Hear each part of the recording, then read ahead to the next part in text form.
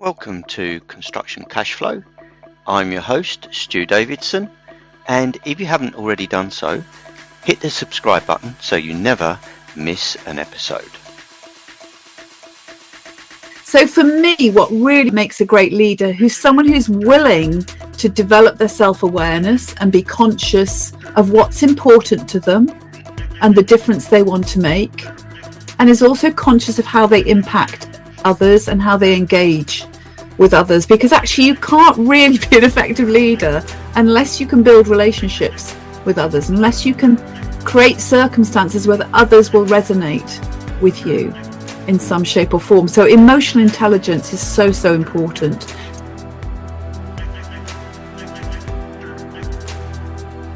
Sounds like it's a systemic challenge. It's the whole system of how the industry has evolved.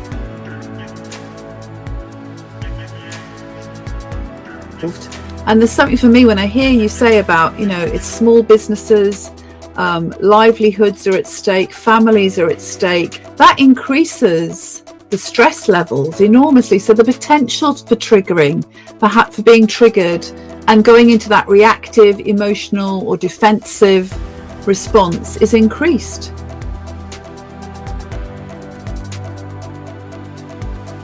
People are very action orientated and just want to get it done. And, organizations love those types of personalities, and often they're the people that get promoted.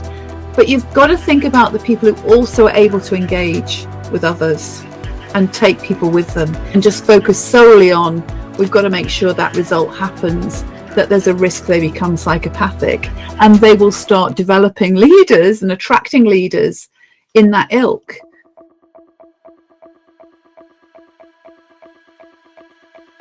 I do a lot of work with women leaders, and I know lots of male leaders who are fantastic, and they have daughters, and yet in the organisations they work, they see behaviour from their colleagues that is not okay in terms of how they treat women.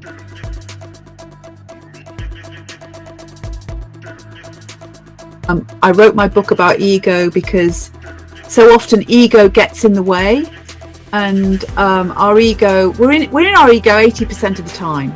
So that holding back and shrinking back is also our ego in action, because for me, that's all part of our defense strategy, which is all what ego is. In this show, we ask our guests to tell us their story, tell us a little bit about their background, how they got to where they are today, how they develop their product, their services, their ideas. And we discuss how that can affect construction cash flow and other areas of construction. And also to give us an idea of how we might make things better, and give you a few tips and ideas to take away with you. And listen to the end, where you'll find out more about them, more about our guests, about what motivates them, what inspires them, and hopefully that'll inspire you too. And always, don't forget to hit the subscribe button so you don't miss another episode. In this episode, it's my pleasure to introduce you to Mary Gregory. Mary coaches leaders to play a bigger game and to do it with ease rather than force and control. Mary is a renowned public speaker and is the author of the book Ego. So it's without further ado that it's my pleasure to introduce you to Mary Gregory. So, Mary, how are you today? I'm very well, thank you, and thank you for having me here, Stu. You're welcome. Now, Mary, tell us about your story and how you got to where you are now. Right, okay. Well, I obviously we could probably be here all day if I told you the whole of my story, but I'll give you a potted version. I think as a child, I always was curious, and I always had this sense of there's got to be more to life than this. I grew up with this kind of aching longing of there has to be more to life than this. And I went in to study psychology. I trained to be an occupational therapist and worked in child and family psychiatry for the first part of my career. But that was only part of who I was. It was a very meaningful role to have, and certainly felt I was making a difference in that role. But working in the NHS back in those days was quite soul destroying as well. So I then kind of went after my more hedonistic side of my life and went into the travel industry and worked overseas as a holiday rep for a couple of years, then got promoted into management, and then very fortunately stumbled across training and development, which was like a marrying of my business skills and development skills that I'd learned as an occupational therapist working in child and family psychiatry. So that led me to then head up learning and development in First Choice Holidays, who are now part of TUI. And from then I went on to create my own business as a leadership coach, a consultant, designing and developing programs, and have worked with all sorts of different organizations, including Tesco, BAA, BAE. And nowadays what I do is I tend, I've been around quite a long time. So I tend to have a mixture of my own clients who come directly to me and work with them as a coach, or work with them helping them develop their teams. They all tend to be in the corporate world or the business world in some shape or form. And I also do associate work through other consultancies as well, which introduces me to all sorts of different clients too. But it's quite interesting because I'm conscious your podcast is towards the construction industry. I did work in the property division at Tesco's for a year, which was really good experience, seeing how very different approach to leadership, also understanding the culture of how the culture of leadership can be impacted, all sorts of things there. Massive learning curve from that experience. Interestingly, we had Peter Searle on last week. I interviewed.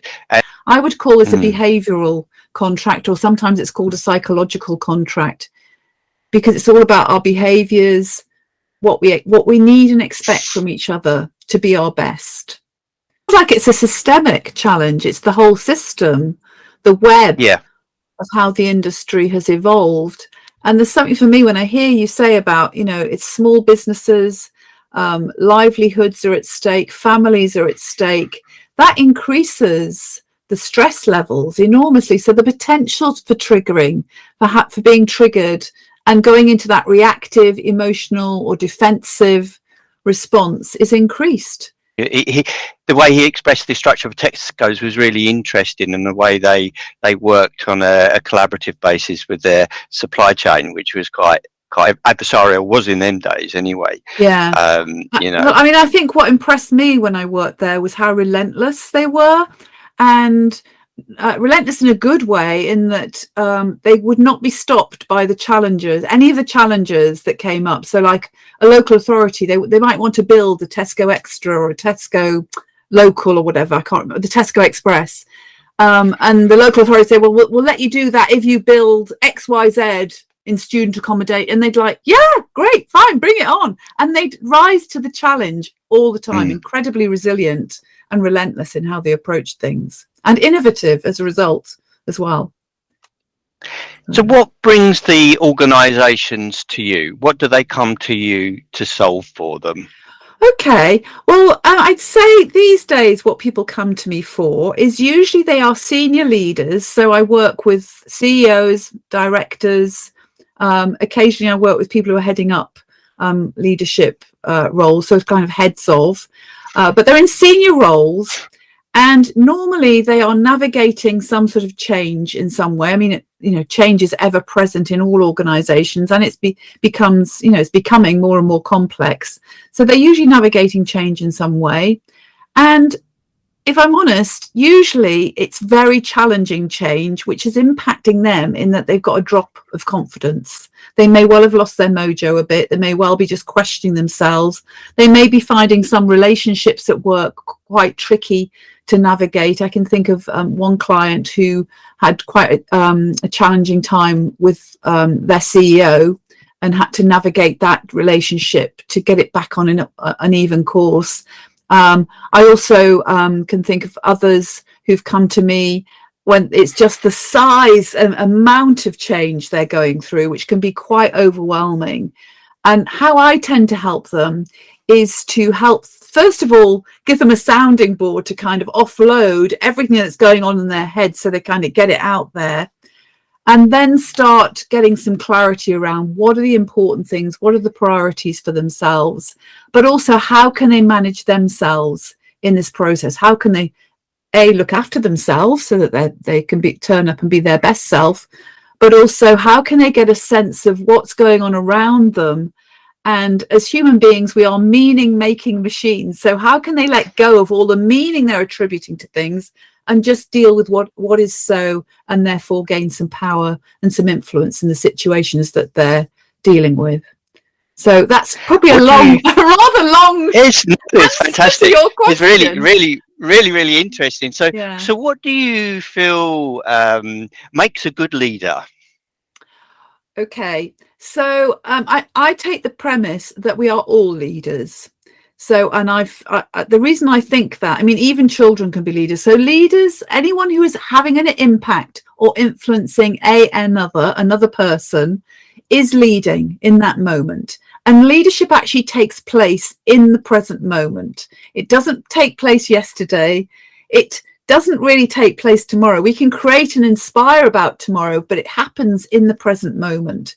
So for me, what really makes a great leader who's someone who's willing to develop their self-awareness and be conscious of what's important to them and the difference they want to make, and is also conscious of how they impact others and how they engage with others. Because actually you can't really be an effective leader unless you can build relationships with others, unless you can create circumstances where others will resonate with you in some shape or form. So emotional intelligence is so important. So I would put that down as self-awareness and emotional intelligence. I wrote my book about ego because so often ego gets in the way, and our ego, we're in our ego 80% of the time, which is that most of the time we are not aware. We're going on automatic pilot and we're playing all sorts of games all over the place. But as a leader, I personally think you're responsible for actually developing self-awareness,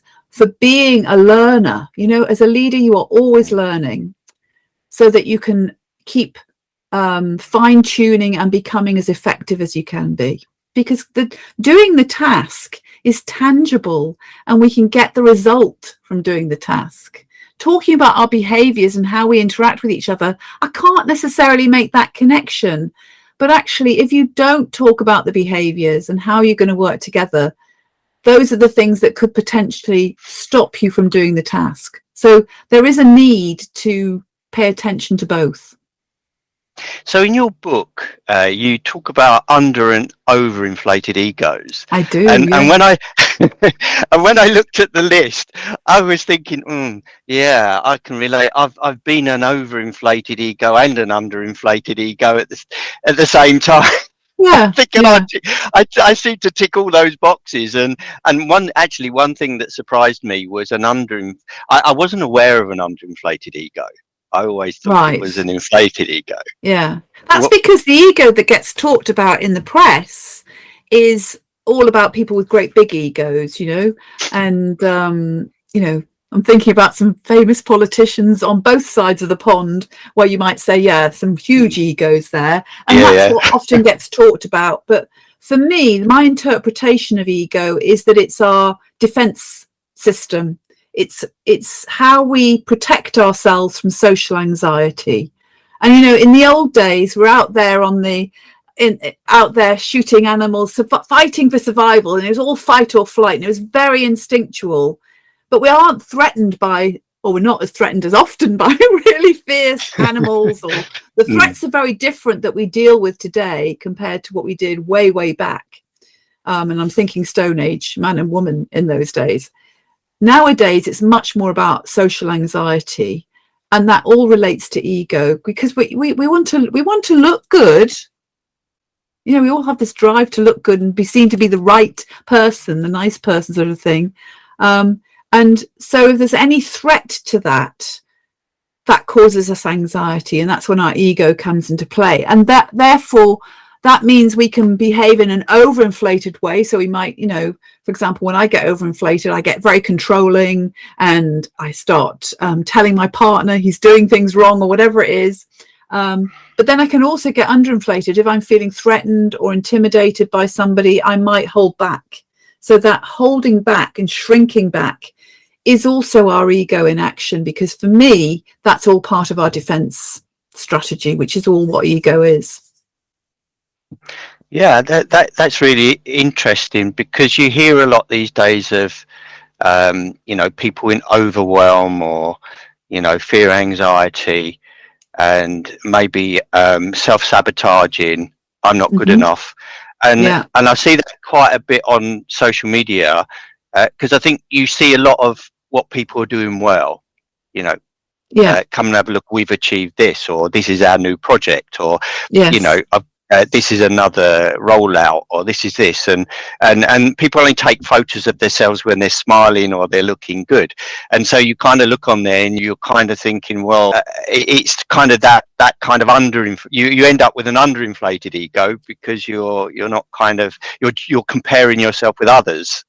Yes, and really, I mean, the common thread between whether it's overinflated or underinflated is the fact that you feel threatened in some way, and fear has been stimulated for you, and you're doing whatever you're doing to avoid the fear. So, and I think social media, it's so much about ego and looking good, and aren't I having a wonderful time? And underneath, you might be really, not great. Absolutely. At all. Yeah. It's interesting that you mentioned about that you're working with organizations, and in the construction industry, we kind of formulate a brand new organization every time we have a project. Yeah. So we're constantly changing who we're working with, and so there is a fear, there is an anxiety, and we're very contractual, and we're thrown together all of a sudden. You mentioned about leadership in the being in the present moment. Would you feel, given a scenario where we're all thrown together for a project, and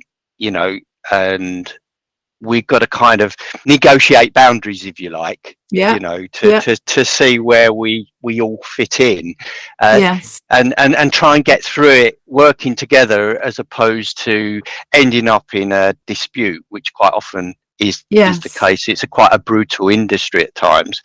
How do you see that, comparisons with how the construction industry operates, and a kind of more static organization, if you like? Well, I can recall organisations I've worked with. I think BAA, I did some work with a multidisciplinary team that stretched not only internally within BAA, but also externally. Yeah, it was their building division, actually. Now you're mentioning it, now we're recalling it. And so they worked with architects, they worked with building constructors, all sorts of people who were from outside the organisation. And you can imagine what you have there, because every organisation has its culture, it has its values, and they'll differ. There'll be so much diversity in that, which in one way is a strength, but also has to be managed in order to not to become something that sabotages how people work together. From my perspective, what is invaluable is when a team is coming together, is to actually iron out agreements around expectations and needs. And when I talk about expectations and needs, I'm not talking about, oh, you'll hit my deadline by X, although that is part of it. What I'm talking about is behaviors. So what behaviors do we want to live in this team and bring alive in this team?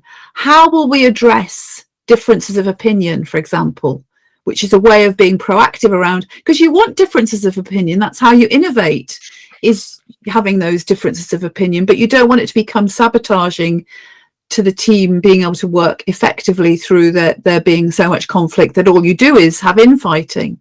So it's about getting in place what I call an agreement or a contract. You mentioned contract. I would call this a behavioral contract, or sometimes it's called a psychological contract, because it's all about our behaviors, what we need and expect from each other to be our best. That's really interesting. Behavioural contract and agreement. It's not something I've seen in construction generally, and it would help a lot. We tend to be very task oriented. Yeah. So that is very reflective of how things happen in organizations and businesses, because doing the task is tangible and we can get the result from doing the task. Talking about our behaviors and how we interact with each other, I can't necessarily make that connection. But actually, if you don't talk about the behaviors and how you're going to work together, those are the things that could potentially stop you from doing the task. So there is a need to pay attention to both. And there is, yeah. And I think you've got a really good point, and I think you could be onto something there, particularly as we are very claims conscious, you know, in construction, and we're very conscious about differences of opinion, and how that might affect the rights and obligations of each party, as opposed to initially talking about, you know, how we're going to behave, you know, how we're going to approach a situation where there's two opinions on something, how we're going to approach these situations in contracts, because quite often I feel in construction, contracts are drafted by lawyers for lawyers, and there's grey areas, and it's the grey areas where the lawyers have fun, but everybody else ends up in an argument in the grey areas, you know, because we're not defining, you know, they're the bits we haven't got defined. And so I'm just wondering if that's where the behavioural I'm not talking now so much about a legal contract here. So say you and I chose to work together, and what we agreed was that we would keep each other informed at each stage of the project as to any changes that would occur that might impact the other. And then that doesn't happen. I'm not going to sue you because that hasn't happened. But what I can do is open up a conversation around, Stu, when we started working together, you said that you were going to do this, and I've noticed that this has happened. It's impacting me. You didn't tell me about it. I was surprised to find out about it. And we can have a conversation about it. And the premise for me is that there's a great belief, which is everything is solvable through conversation. So all these conflicts and arguments that can get in place, which can sometimes be inflamed by the legalities, I think, we want to try and ground it in the real behaviours of what do we need to be happening? What are the expectations we have of each other? How can we speak as adults to adult to move the conversation and the situation forward, rather than starting to try and score points from each other, which is whenever you catch point scoring going on, you're in a game. Whenever you catch hidden agendas, you're in a game. That's why, again, having this sort of open conversation about how do we need to behave with each other, what needs and expectations do we have, right at the beginning, can help you. It doesn't stop it completely, because we are an ego so often, but it will reduce the threat of it. Yeah, absolutely. Yeah, no, I totally agree. Where would so when you mentioned about self-awareness, how can we become more self-aware around our fears, anxieties that lead to the various kind of under and overinflated ego, or how do we manage our own ego so that we can identify the egos around us, you know? Yeah, that is a great question. Well, I think the place to start is with yourself. If you're starting with other people, that's also probably your ego playing up, because you'd rather look at them than you'd look at yourself. The place really is to start with yourself. And a really simple thing you can do, because whenever we lose our rag, you know, I'm saying getting annoyed or getting upset about something, we're usually triggered in some shape or form. So it's always worth noticing what is the thing that's triggering you, and what can you learn about yourself, about what's really going on underneath that trigger. So what is it that's really upsetting you here? Because sometimes we get triggered by things and we think it's this moment that somebody's done something, but it could be, you know, it could be that you might feel I'm annoyed about the fact this decision's been made, or it could be that decision's been made because you weren't consulted about it. I honestly, you know, there are lots of different answers and lots of different truths to any given scenario, but the important thing is to identify, I'm triggered here. what has triggered me? Is that really the truth of the situation? Is that really what's triggered me? Or is there something else? What am I learning about my own fears and anxieties here? And what is it I really need? So it could be that I just need, like that example I gave you, I just need you to keep me in touch, to keep communicating with me. That's all I need. It could be a really simple thing, but it's a trigger diary as a way, you could do it. Have a day where you just are conscious of the things that trigger you and see what you learn from that. That's a step one. You could do it over the course of a week. You could do it for longer. It very much depends on your own motivation, but it will certainly be a great starting point to becoming aware of where your ego gets activated. Yeah, absolutely. And would we, because we quite often, I think that's great to because some of us, I think some listeners might feel that's a great idea, but perhaps not really knowing where to start with a trigger diary. What's the kind of criteria they need to record? What is it? If we're talking about where our anxieties and linking it to how we behave, do we have kind of columns? So here's some signs and symptoms of where you might get triggered, and I'm linking this to games, the psychological games we can get into here.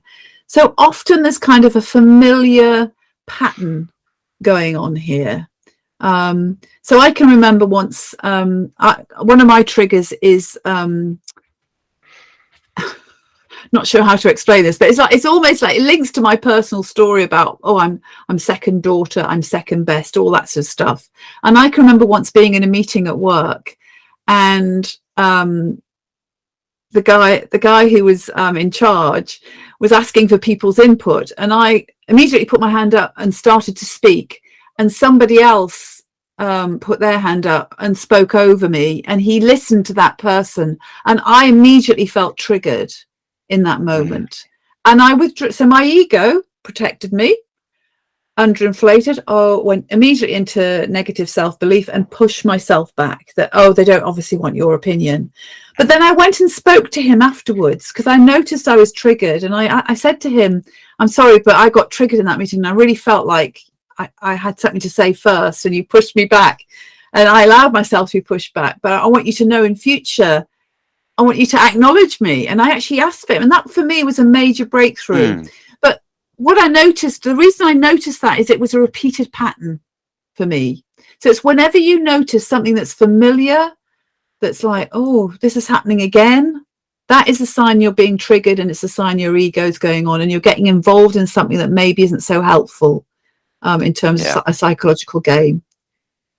I hope I'm not going into too much detail here, because these are quite sophisticated phenomena we're talking about here. So, it is.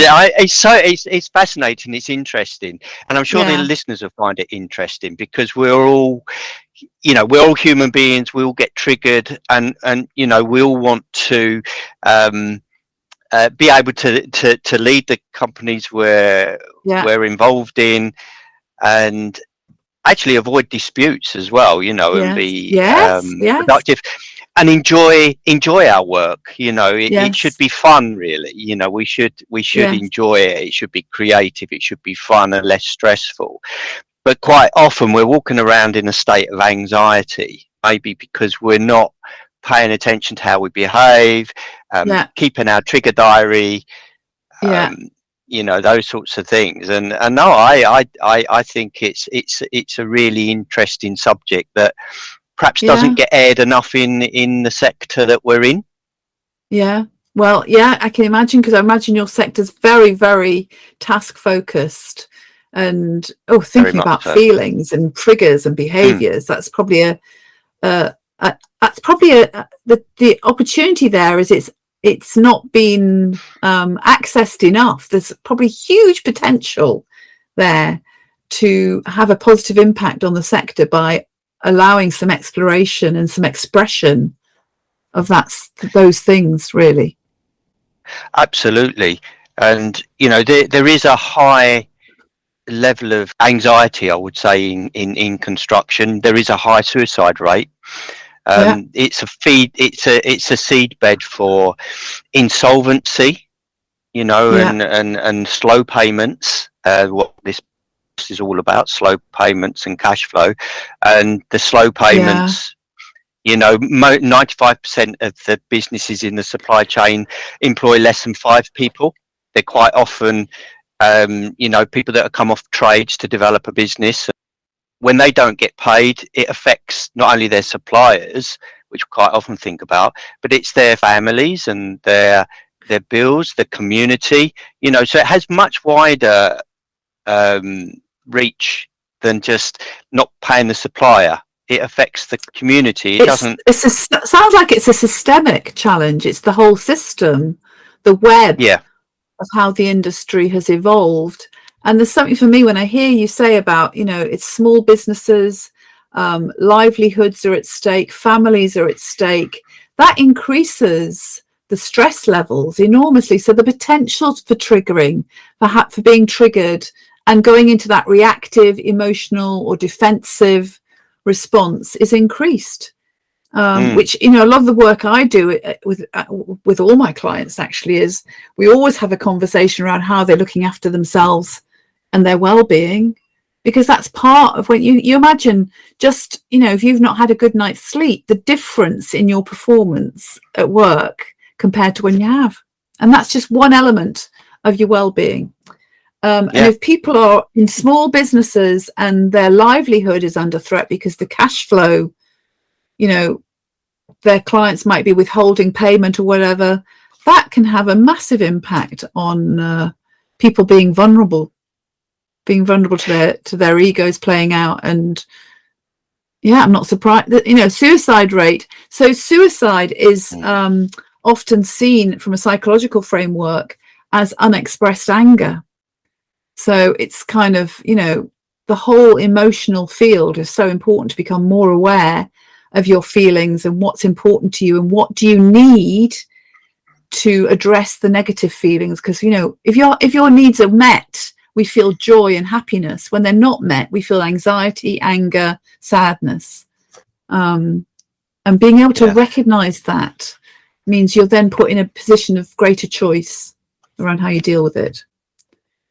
Yeah, absolutely. And what I found really interested in your book, Ego, was when you talked about the pathology of organizations, and in a way construction and that whole culture that, you know, you were just describing around construction and that we're aware of, it becomes, you know, that supply chain, that grouping of companies, people come together and form an organization, and it might be ad hoc, but it comes together. And you know, there is a certain pathology around. It's a little. It seems in certain respects a bit dysfunctional from construction, and you know, it was you talk about an organisation being having a kind of psychopathic tendencies. I mean, where would you see that construction organisation on that kind of scale? I think I suppose my sense of it is that the challenge is that when we lose balance, and what I see happening, and we're going back to this task behavior piece, that when there is an over focus on task and results, and I'm not saying organizations should not be interested in results. Of course, they should be interested in results. It's the responsible thing to do, is to achieve the results they want to achieve. But it's the how they go about achieving them that's important. So when they lose sight of how they go about achieving them and don't pay attention to that and just focus solely on, we've got to make sure that result happens, that there's a risk they become psychopathic, and they will start developing leaders and attracting leaders in that ilk. Whereas actually what you need as an organization, and I think this applies to any industry, is, you know, an organization is only a collection of human beings. You know, we call it an organization and immediately it becomes organization. It becomes kind of this monolithic monster, you know, this commodity. People are not commodities, they're people. And the best way to engage people is to treat them as human beings, and to treat them with respect, to treat them, dare I say, in the corporate world, in the construction world, to treat them with a bit of love and TLC. All really, really important stuff. Because, you know, I do a lot of work with women leaders, and I know lots of male leaders who are fantastic, and they have daughters, and yet in the organizations they work, they see behavior from their colleagues that is not okay in terms of how they treat women, and yet they're caught up in that culture, so they don't address it because it's hard to address. So that we get these cultural norms, and if the cultural norm is just about results and not about the people, I think you're going to have a tricky time on your hands. I think particularly as we go forward, and the trend going forward, and you're looking at the younger generations coming through, is that, you know, then the younger generation, particularly millennials and Generation Z that are coming through, are not patient. If they're not treated well and with respect, they'll be off. And, you know, we already have an employment issue in this country, with not enough people to fill all the posts that we want to fill. As an organisation, you've got to start paying attention to the people side and to the human side as much as you pay to the results. And your way to get those great results is through your people. I've just gone on the soapbox there, so sorry about that. And I totally agree. You know, having you know, running my business over the years, I've realised that it is all about the people. You know, it's being able to.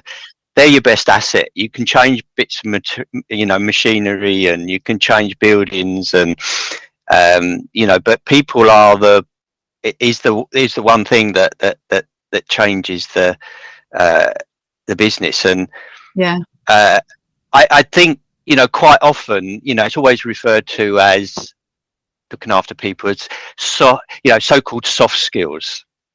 And, you know, soft skills, which are the hard skills, actually. Exactly. They're the tricky ones. They're the really tricky ones to develop.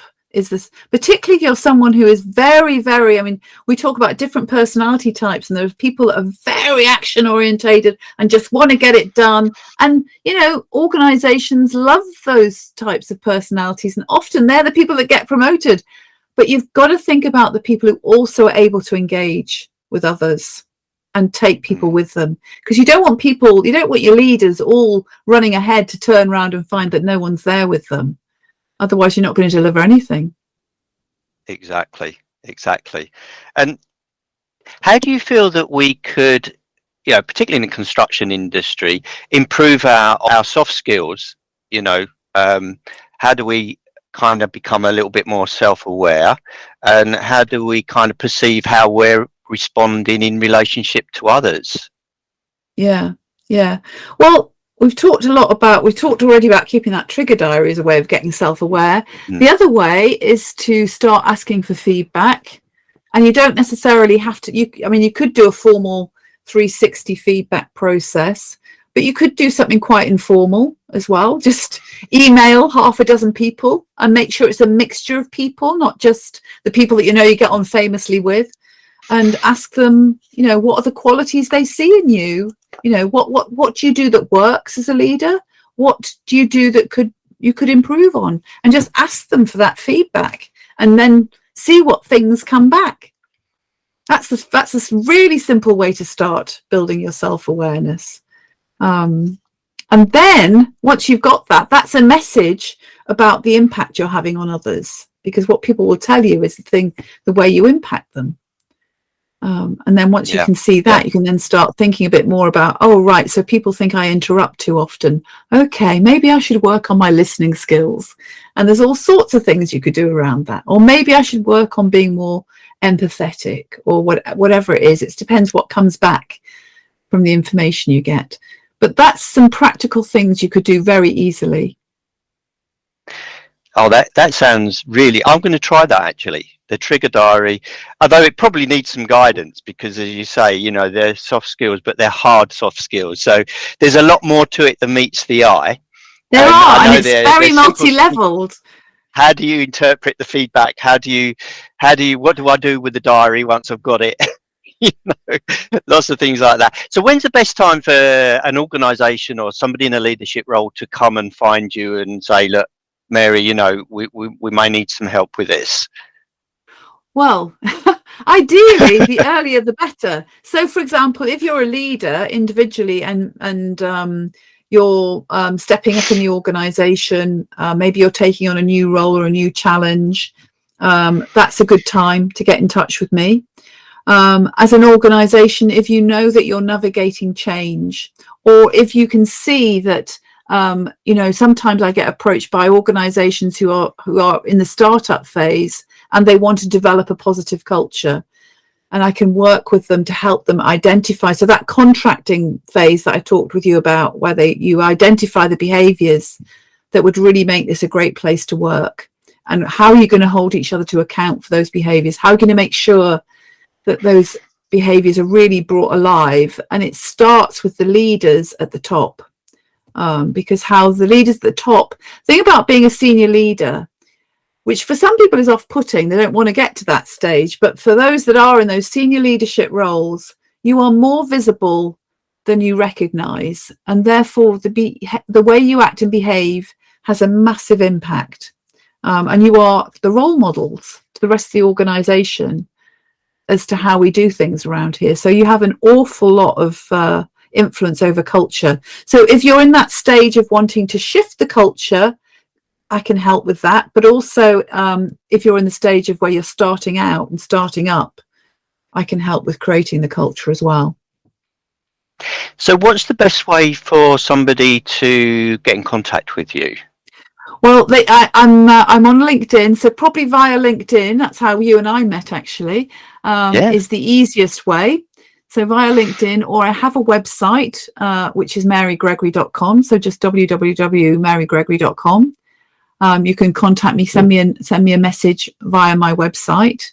And also there's a free download on my website. If you want the chapter of my book, you can download the first chapter from my website as well. Yeah. And I'll put some of those links in the notes to the podcast as well. So when people listen to the podcast, they can look at it and click on there. And the book is amazing, and I would recommend that to anybody that is in a leadership role, or aspiring to a leadership role, or going through change. And I'm very happy to offer free copies of the book to your first 5 sign-ups as well, Stu. So thank you so much, Mary. So everyone, if you want a copy of Mary's book, the first 5 that subscribe to the channel, we'll send you, you give us your details, we'll send you out a copy of Mary's book. So Mary, time for a quick fire inspiration motivation. Okay, oh my goodness. Now my ego, so talk about social anxiety, my ego is suddenly gone, oh, God, what if I get it wrong? And what if I make a fool of myself? All of those things are going through my head. But here goes. Let's just see what happens. Fantastic. There's no right or wrong in this round. It's just whatever comes to mind, and it's nice and gentle. So, first question: how do you start your day? Okay. I start my day. Usually, I start my day by going downstairs. I have hot water and lemon, and I go. And if it's warmer days, I go out in my garden and I look at my garden and connect with nature. And if it's freezing cold, I will probably just look at it through the window and just worry about how it's going to be in the spring. But I connecting with nature is really important to me. So that's how I set myself up for the day. Quiet time. When are you most productive? I am most productive in the mornings, so I frequently get up early and start work quite early as well. So 7 or 8 o'clock, you might find me at my desk, but that's only because I like to have that time to reflect, to think, but also I'm at my most creative then as well. What's something new happening in your life right now? Something new happening in my life. Oh gosh. Well, I'll talk about things that are happening in my business, actually.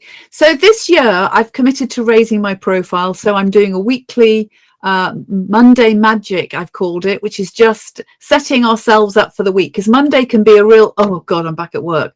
And so what I've done is I'm sharing only for about a 5-minute live on LinkedIn every Monday, just reflecting on how did last week go, and then setting an intention for how you want this week to go. And I share any inspiration or anything I've read or watched or seen that is helpful to support us with setting ourselves up well for the week. So that's one thing I'm doing. And I'm also running a monthly leadership live, which is a free webinar, 45-minute webinar every month, where we cover all sorts of topics. This month, actually, we've got something happening this month on how ego affects our success, how we can sabotage ourselves, but also how ego can support us to be successful as well. Next month, we're doing something around women and ego, because it's International Women's Day next month. So that's kind of evolving as the year goes on. What does adventure look like to you? Oh, adventure. Oh, well, I'm quite an adventurous person, and actually adventure is one of my values. So I like to have adventures. And I do believe that life is one long experiment. So, you try things out. Does it work? Does it not work? How was that experience? Adventure can be in the moment, just getting curious about something and trying something out. So it can actually take place in my office here. I'm having an adventure right now. Maybe I'm having an adventure talking to you. Or it can be something much grander than that or bigger than that. Can be, I do a lot of cycling with my partner, and we have friends that we go away on holidays with and cycle all over the place. That always sets up my sense of adventure. Sort of being in the great outdoors and in the fresh air always feels adventurous, and trying new cultures and new experiences. What thing would you love to do that might surprise your friends and family? Do you know? I don't know. I saw that in your list, and I thought I just haven't a clue on that one, because I think they're kind of a bit unsurprised by me, because I'm just kind of, she's at it again, sort of thing. I think I'm going to have to pass on that one for now. I can't think of anything.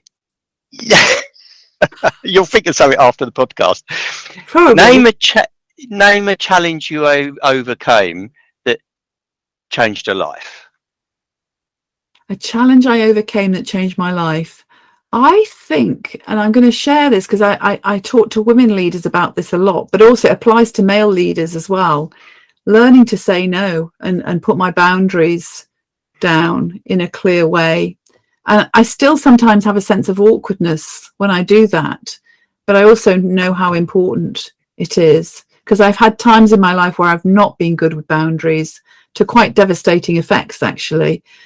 So yeah, learning to say no has absolutely helped me rise up and be a much stronger person and much more able to contribute effectively to others. Yeah, actually, I totally agree with that one. That's one with me. Say no more. Yeah, absolutely agree with that one. I have to transcend my ego to do that, because I'm getting more used to it, but I still have to sometimes take a deep breath and go, no, I'm not going to go with that, and it's because my ego is going, oh, just be nice to people, or just say yes because it'll stop there being an argument or whatever. But no, What inspires and motivates you? Oh gosh, all sorts of things inspire and motivate me. I've already mentioned connecting with nature. I find very energizing and inspiring, but people inspire me all the time. I'm really passionate about helping people lead their best lives and make the optimum contribution they can make. But I'm privileged and honored to work with some incredible leaders, and some of the things that they do I'm absolutely awed by. It's really incredible to hear what they do, and I'm certainly inspired by my clients. But yeah, lots and lots of things inspire me, but lots of things that people do particularly inspire me when they're contributing massively and impacting others in such a positive way. What does success mean to you? Success means, what it means to me is making a positive contribution in some shape or form. And that doesn't have to be huge. It can be just in a tiny form as well. But the fact that you're touching people in some shape or form and making a contribution, the fact you might have grown some bulbs and they've come through, that looks like, so I think success shows up in all sorts of shapes and forms. Leading a happy life that's positive and makes a difference to others and to the planet, I think, is success for me. So we come to the final question. What advice would you give to your young self? Advice to my younger self, to care less in a way. And I suppose what I mean there is, I think we hold ourselves back, and I'm completely guilty of this, because we don't want to look silly or foolish, and actually it doesn't really matter. Some years ago I came to the conclusion, if nobody dies, does it really matter? If it's going to really hurt somebody, fine, that's fair enough, but otherwise give it a go. All you can lose is a bit of face, really. So to care less about what others think. Thank you, Mary. Well, it's been an absolute pleasure having you on. There's so many things that we can learn from the work you do, and the book is amazing, and I just recommend that book to anyone listening. So thank you so much, Mary, and maybe you'll come on again soon. Oh, I'd love to. Thank you so much, Stuart. It's been a real pleasure. Thank you for having me. You've been listening to Construction Cashflow. Hit the subscribe button if you haven't already done so you never miss an episode. And remember, the faster cash flows, the faster wealth grows.